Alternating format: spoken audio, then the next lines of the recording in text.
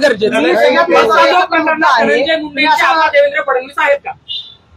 मला वाटतं की धनंजय मुंडे ज्या पक्षात आहेत त्यांचे प्रमुख तर निश्चितच अजितदादा पवार आहेत, परंतु जेव्हा करुणा मुंडे माझ्याकडे एकदा तक्रार घेऊन आलेल्या होत्या तेव्हा त्या मला सांगत होत्या की मी जेव्हा इंदोरला जायचे माझ्या घरी तेव्हा मला विमानातून सोडायला धनंजय मुंडेंचे मित्र म्हणून देवेंद्रजी मला अनेक वेळा आलेले आहेत. मग आपण समजू शकतो की धनंजय मुंडेंचे मित्र जर देवेंद्रजी फडणवीस असतील तर तपास सरळ मार्गी कसा होईल?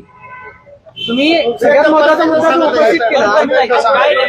करुणा मुंडे जे बोलले आहेत, करुणा मुंडे माझ्याकडे ऑफिसला आल्या होत्या तक्रार घेऊन. अनेक मंत्र्यांकडे त्या गेल्या. जे आता विरोध करतायत धनंजय मुंडेंना ते आधी त्यांच्याच पक्षात होते, परंतु त्यावेळेला मी सांगितलं होतं की तुम्ही देवेंद्रजी फडणवीसांनाही भेटा.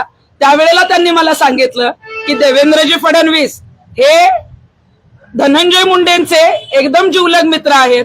कधी जर मला इंदोरला माहेरला जायला लागायचं तर मला विमानामधून सोडायला देवेंद्रजी फडणवीस जे आहेत ते धनंजय मुंडेंऐवजी यायचे. नाही, याचा अर्थ हेच आहे की मैत्री आहे, दाखवायचं वेगळं आणि करायचं वेगळं. आतापर्यंत खरोखरच देवेंद्रजी फडणवीसांवर मोठा विश्वास आहे आमचा, परंतु राजीनामा जर घेतला असता तर पुढे गुन्ह्याचा तपास होईल. मोका दाखल झाला, पण मोकाही कधी दाखल झाला? जेव्हा कोणीतरी टॉवरवर चढतं तेव्हा, कोणीतरी रस्त्यावर उतरतं तेव्हा.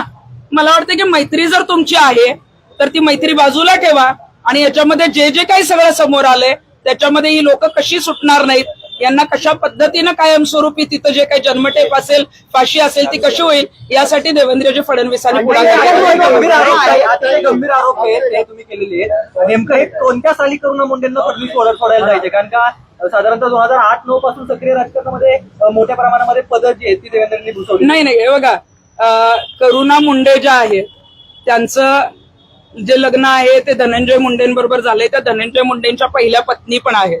त्यामुळं साधारण 2005च्या आधीचा तो कालावधी असेल, एक्झॅक्ट मला साल सांगता येणार नाही, परंतु जी काय 1995 ते 2005च्या दरम्यान या ज्या काही गोष्टी आहेत त्याच्यामध्ये मला त्यांनी स्पष्ट सांगितलेलं होतं. आणि त्यावेळी त्या मला म्हणत होत्या की ताई हमें तो न्याय नहीं मिलेगा क्योंकि उनका फ्रेंड ही जो है वो सीएम बना है, उनके जो नजदीक के लोक है. मग त्या अनेक वेळा सुप्रिया सुळेंकडे गेल्या.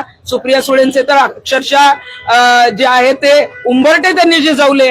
अजितदादांकडे गेल्या, परंतु कुठलाही गुन्हा, कुठलीही कारवाई झाली नाही. उलट करुणा मुंडेंनाच खोट्या गुन्ह्यांमध्ये अडकवून जे आहे ते त्यांना बदनाम करण्याचा प्रयत्न झाला. वाल्मिकांना मुख्यमंत्री एकनाथ शिंदे असताना जी बैठक घेतलेली होती ती महिलांवरती अत्याचार झाले म्हणून हे प्रकरण दाबण्यासाठी घेतलेली होती की आर्थिक व्यवहार काय झालेलं होतं? नक्की प्रकरण महिलांवर महिलेच्या अत्याचाराच्या संदर्भातला एक तक्रारी अर्ज नाशिकच्या पोलीस स्टेशनला दाखल झालेला होता आणि हे प्रकरण जर बाहेर आलं तर दिंडोरीच्या आश्रमाचे वाबाडे निघतील. तिथले जे प्रमुख आहेत जानेवारी 2024ला जी आहे ती मीटिंग मुख्यमंत्र्यांबरोबर लावली होती.